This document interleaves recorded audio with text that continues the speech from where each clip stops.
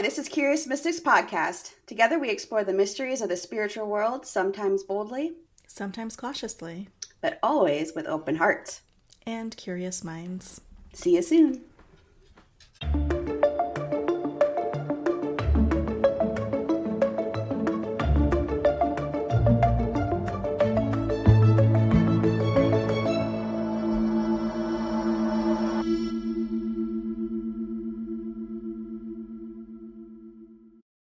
Hello and welcome back. It's Aericka And Kim. of Curious Mystics Podcast.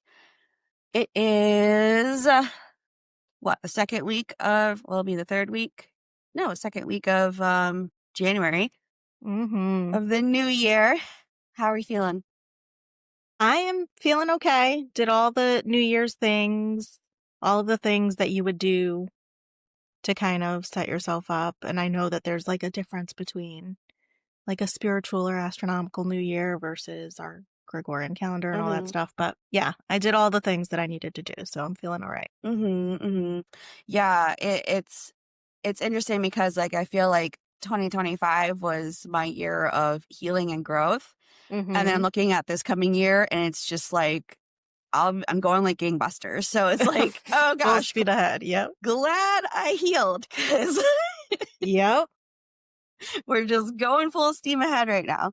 So, which I guess is good, but just a lot different. I think this year's going to be than last year was. So. Yeah.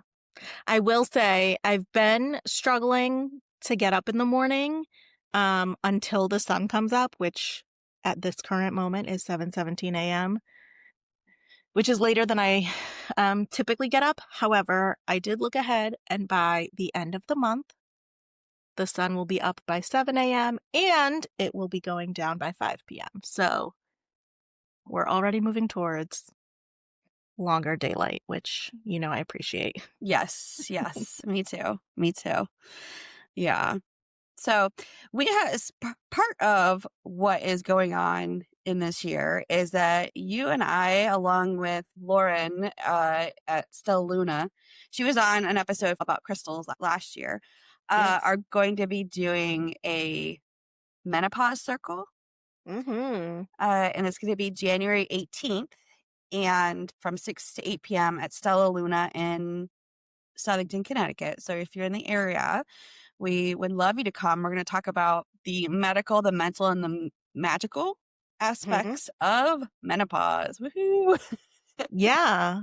I think it's a big deal. There's so much to it that people don't know, the misinformation that they have or don't understand. So I think it's going to be a pretty good get together and be able to kind of sort through some of that stuff.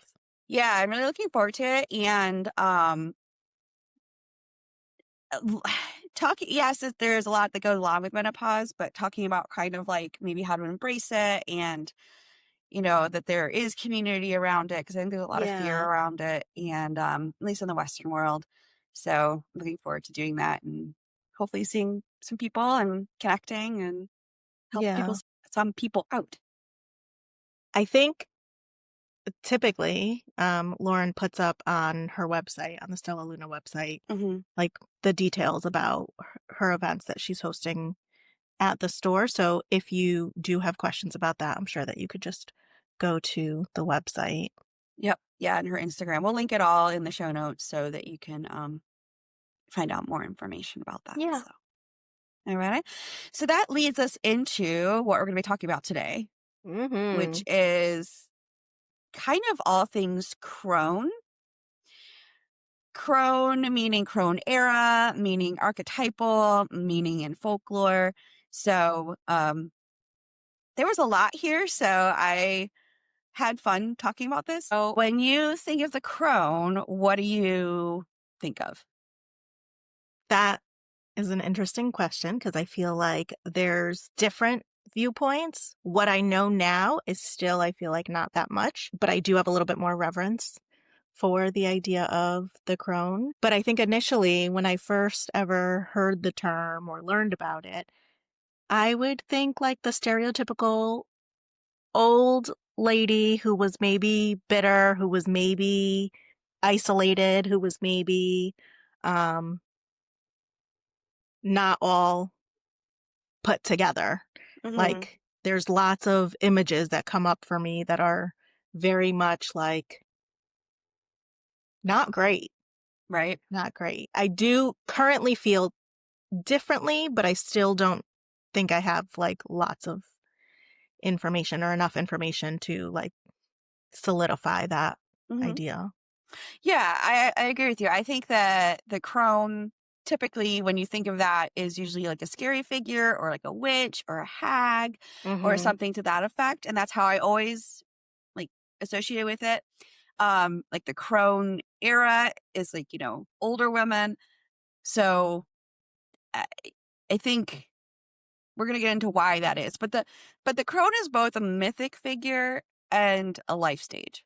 And it's like in folklore. And she's the woman who has crossed into the territory beyond reproduction, beyond performance, and kind of more into like her own body, into sovereignty. And at one time, culturally, she was represented as a woman who had wisdom and perspective and truth, guidance. But somewhere along the way, especially in Western societies where we're like youth obsessed, she became into like a twisted something else. So in media, or all times, I'm talking all forms like books and all that stuff, women are often portrayed as bitter and crazy and lonely and witchy and dangerous. Naturally. Yeah. And I'm curious why you think that is. I mean, the first thing that comes to mind is that power and control goes to those who can control the narrative and the outlook. And so if women are viewed as all of these things that are not good, then it is much easier for others to have power. And you hit the like nail on the head. That's kind of the first thing I saw across the board is it's power that can't be controlled. Because when a woman isn't under the taboo of menstruation or in motherhood where they have a lot of responsibilities to other people, basically, the older woman doesn't need approval and isn't easily manipulated. Yeah. Because she doesn't have to worry about kind of societal issues. Yeah. I always think of the Golden Girls, the mom on Golden Girls. Like she just It's like, yeah. Exactly. She did not care. And that's, I always say, like, when I'm 80, I don't care. You're not gonna, I'm not doing it. You're gonna wait till 80? Well, probably I already am that way a little bit, but like, I'm just saying, like, after 80, I don't care what you do. That's so funny because I think I currently like strive to be at that stage where I'm like, I don't care. I'm going to do what I want, when I want, how I want. But I always think about like my aunt when she turned 60, she was like, I'm not going to kids' birthday parties. I'm not spending time with people I don't want to. I'm not doing things I don't care anymore. And that was like, she said it out loud to everyone. I was like, oh, that's what I'm looking for. I want to do what I want to do when I want to do it. Exactly. And I think that, like you said, I feel like as you get older, we all see those women that are like that, right? Yeah. They're like really don't care because I'm an old lady. They always say I'm an old lady now, so like, yeah, I can do what I want. So it's true. So there's also like that fear of aging, like we talked about, which is, people are afraid of death, they're afraid of decay, they're afraid of endings. And in many cultures, the older woman was in charge of dealing with the dead bodies and getting them prepared to pass on, to be buried and stuff. Yeah. So there was always that kind of that stigma as well.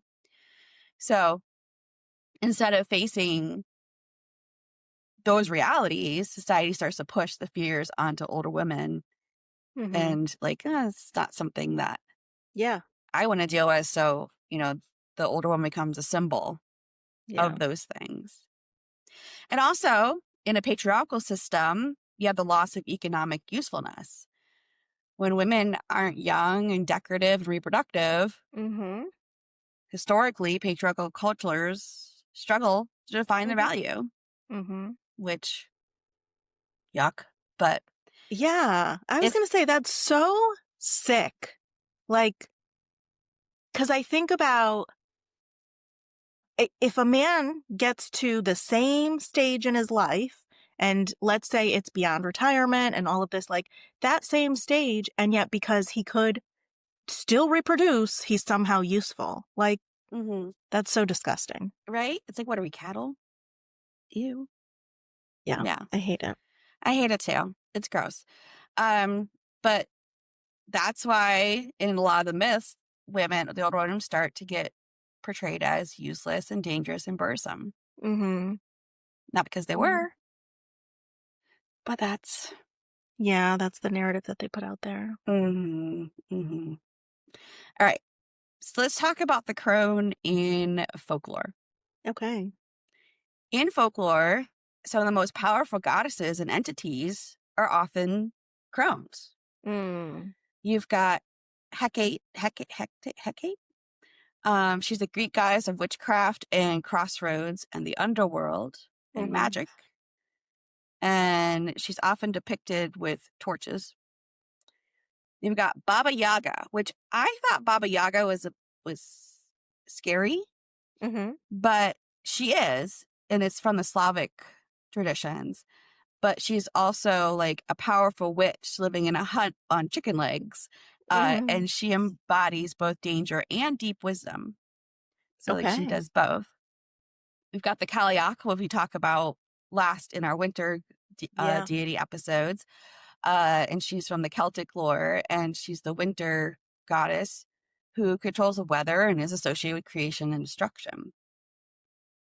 And then Hel, which is Norse, was a ruler of the underworld and a figure of death and judgment, often depicted as half dead.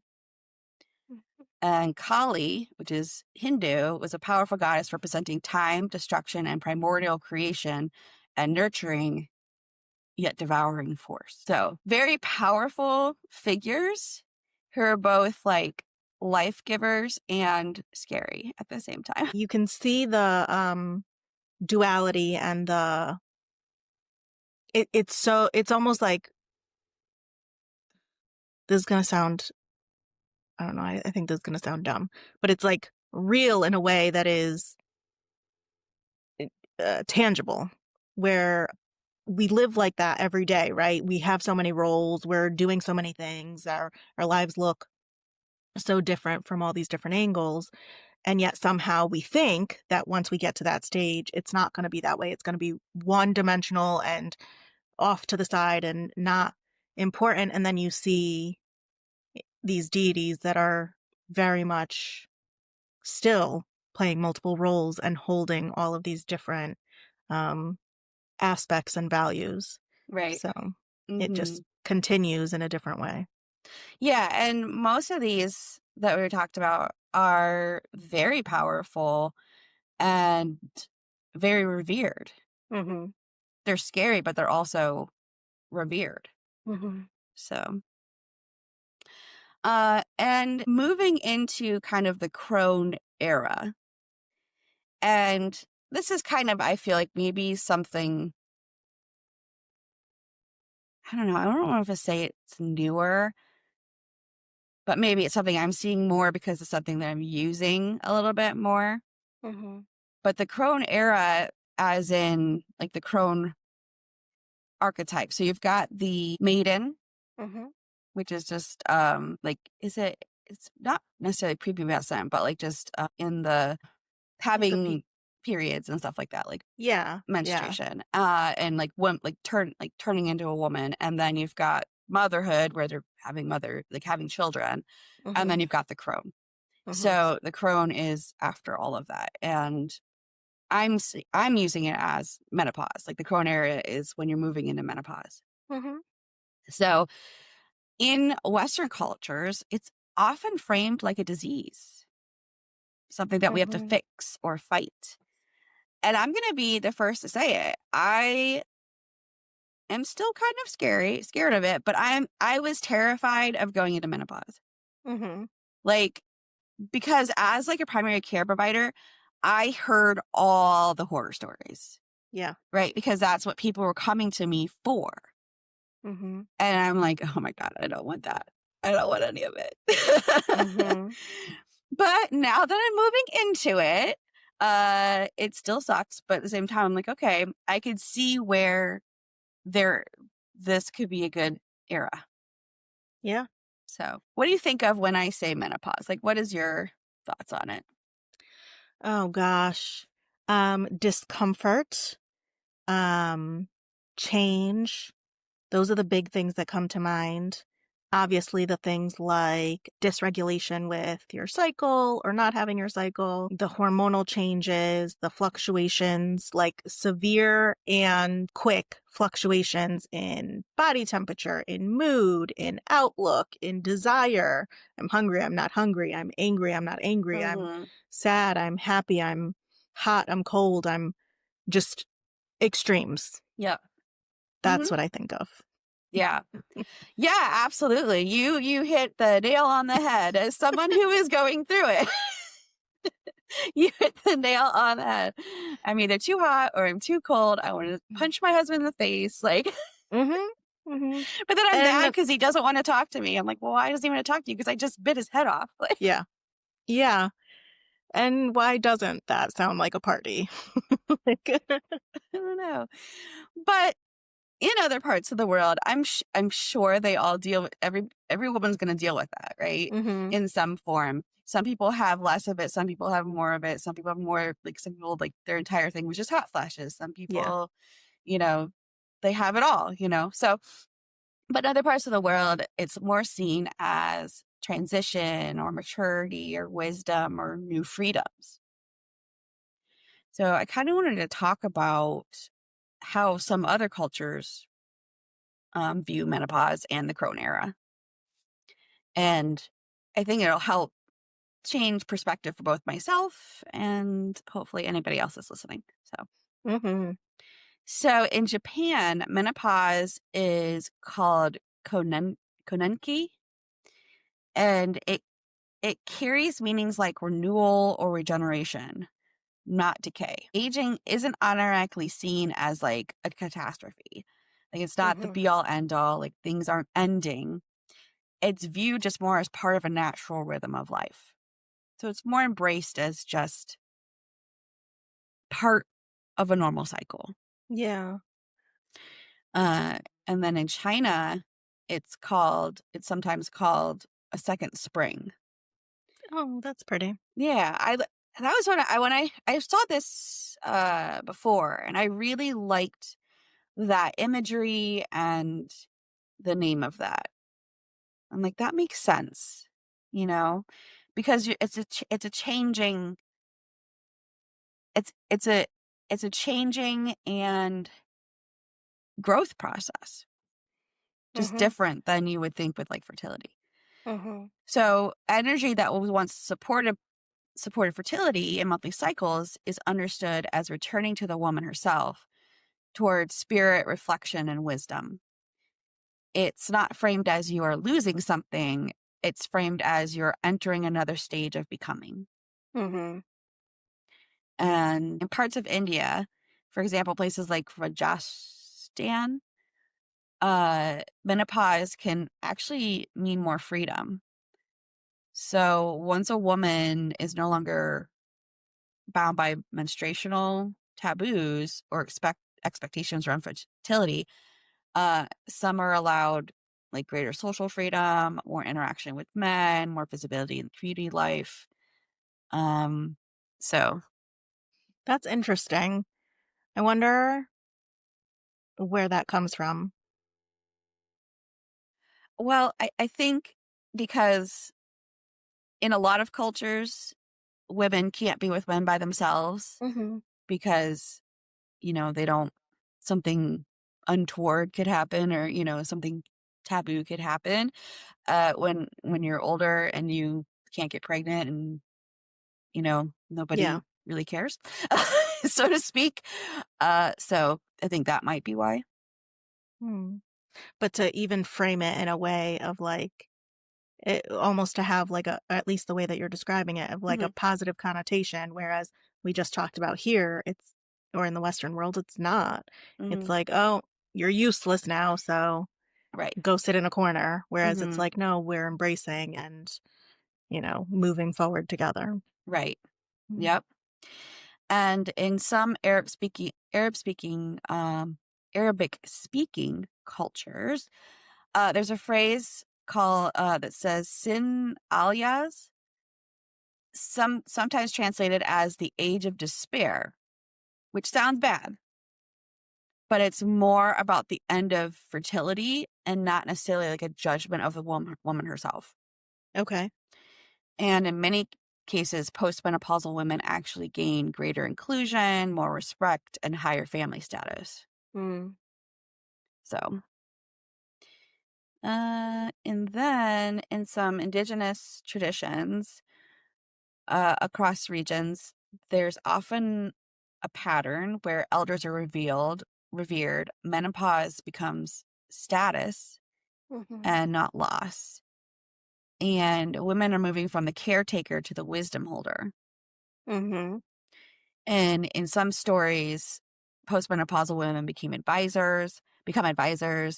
They hold the rituals, and they are seen as spiritually powerful. Which, again, I think I love the wisdom holder aspect of it. Yeah. And then in some shamanic and indigenous traditions, there's an idea called wise blood. And once bleeding stops, the blood symbolically is no longer released outward. Instead, it's believed to stay within you, fueling wisdom, intuition, and has a more healing ability. And basically, you're reclaiming your power.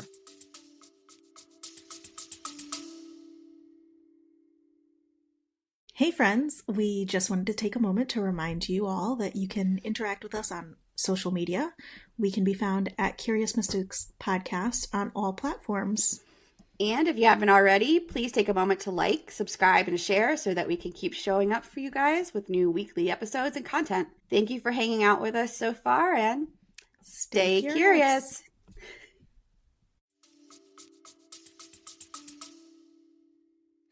I like that, and it kind of makes me think of, as you were talking about like the different cultures and the way that they might view it, I was thinking how big picture, it's almost as if in our maiden and mother era, we are absorbing everything from our communities and from the world and then putting out whatever we've received, right?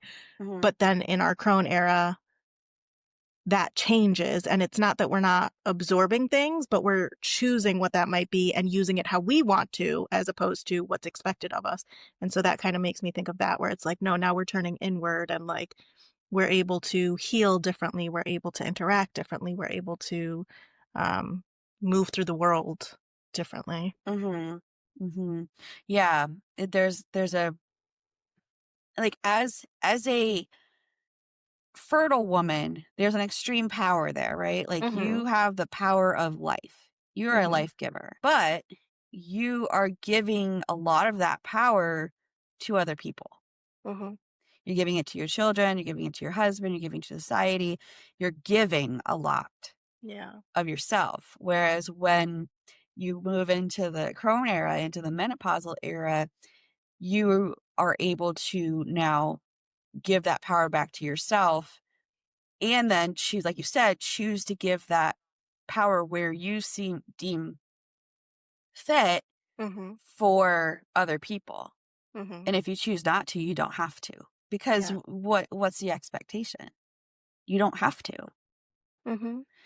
So there's like a more quiet power, maybe, in that, a more reflective power, like you said. Yeah. It's interesting. It's just an interesting, I mean, I don't know how often you sit down and think about like stages of your life and your power and you're not your power, but it's interesting to kind of reflect on power in general. What's your power? Just keep coming back to that word. because we are very powerful beings in all stages. Yeah. And just finding out what that is for you now is important and Yeah. interesting. Yeah. I think getting into it too, it's like maybe I don't sit down and reflect on that frequently or frequently enough.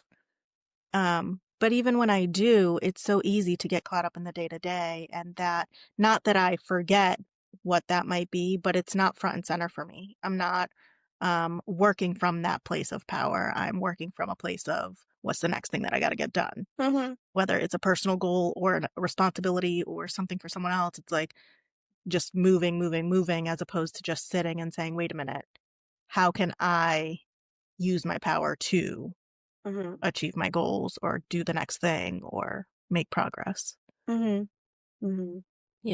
Yeah. Oh, I forgot to say earlier that did you know the Oracle of Delphi, right? The Yeah. Delphic Oracle. Those were only post-menopausal women. Mm. They were the only women that could be the oracles. Mm-hmm. So I thought that was interesting. They were the only ones strong enough to Yeah. be able to handle those messages and that magic. Yeah. Yeah. So, I mean, I guess, again, that kind of supports the whole, like you're giving so much of yourself versus you're able to contain or direct that power differently. Mhm. So can you imagine how different our culture would feel if that our default story was Mm-hmm. like these other cultures where Yeah. it's more power versus loss? Yeah. Yes, I think I can. I think I see it in the cultures that I know, and also way back when, um, in my undergrad, I had done my degree in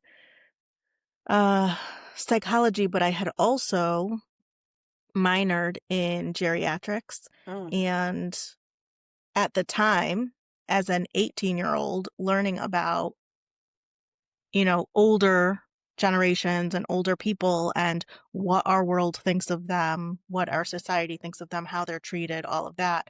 We had lots of projects of like, hey, put yourself in their shoes. And I think I've always kind of operated from that sense of like, yeah, what if life was this way instead? So I can see how much change and benefit it could be for our society if we were able to operate from that place automatically instead of what we currently do. Yeah. And there's some research, I don't know if it's like research or more like a observation, that in these other cultures that embrace menopause and aging and elders, there is some evidence of less symptoms of like perimenopause and menopause, Yeah. because it's more embracing versus fighting against. Yeah. Yeah. So, so let's talk about reclaiming the Crone story. Okay. So when you look across cultures, something becomes very clear, that there is nothing inherently tragic about menopause and aging and becoming a crone. What's tragic is the story we attach to it. And when we bring back the older myths and the global perspective, that picture shifts. And menopause becomes a transition, an authority, a freedom, a wisdom, an initiation. And then the crone becomes not the old woman to avoid, but the elder we go towards. Yeah. When I was doing this research, one of my favorite quotes that I saw, descriptions that they did, they said, she is the sage, the wise woman, the grandmother. She guides the woman who comes after her, especially the maiden and the mother. Yet she is no longer tied to pleasing anyone or caretaking out of obligation. The crone holds sacred space for women to be real, to unravel, to grow, and to transform without judgment. I love that. Do you have any like insights on how we can kind of reclaim the crone story? I think giving space to it is a big one. Like taking the time to either reflect for yourself, for your community, the people that you're interacting with regularly, but allowing that to be there as opposed to what we currently do, which is ignore, avoid, try to get around it at any cost. And so really just acknowledging it, and maybe doing something that shows some reverence, some respect, some understanding. We're all going to go through a process at some point. I mean, if we're lucky enough to get there, go through a process that's similar. And how would you want yourself to be treated at that point?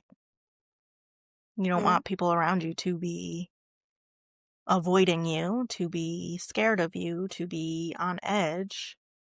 So I think starting that now helps with the embracing aspect and reclaiming. And if you're there, own it. Own it 100%. I know that this is not nearly the same thing, but one of the things that I do practice just from a mental health perspective and often talk to people about is being able to just state, this is where I'm at, right? If I'm angry, I'm angry. And it's not lashing out. It's letting people know this is where I'm at. So I'm telling you this, I'm drawing a line right now because of this is where I'm at. Being able to verbalize that, to state where you are, can make a difference in how you express it. It can make a difference in how other people engage. It can make a difference in, the outcome of it. So it's not the end all be all, but it is a first step. Like own it as you're going through it instead of trying to push it away. The more you try to push it away, the more it's going to come up. Yeah. Yeah. I like that. And communication with the people around you, communication with yourself. Yeah.